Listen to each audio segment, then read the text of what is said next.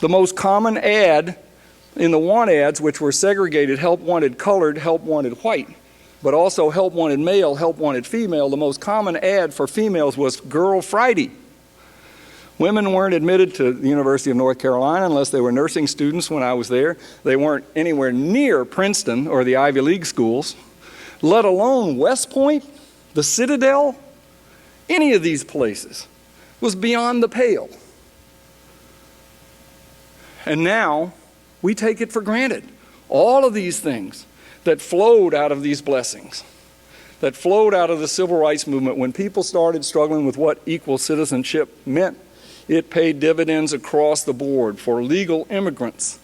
The Immigration Reform Act of 1965 repealed racial restrictions that limited naturalized citizenship. 90% of the legal immigrants had always come from the nations of Northern Europe. We didn't even want Italians, let alone Africa and Asia. And Lyndon Johnson signed that bill in 1965 and under the Statue of Liberty, and said, never again will the twin barriers of prejudice and privilege shadow the gate to freedom.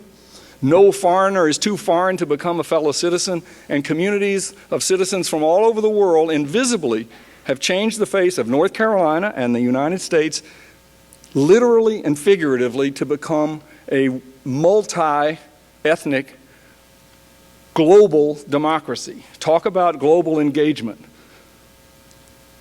You are embracing it as the future.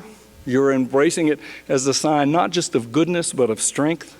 But you're embracing something that takes a movement to get outside your comfort zone, to wrestle with very, very difficult ideas, and realize that the promise of democracy is never secure. It rests on the citizens.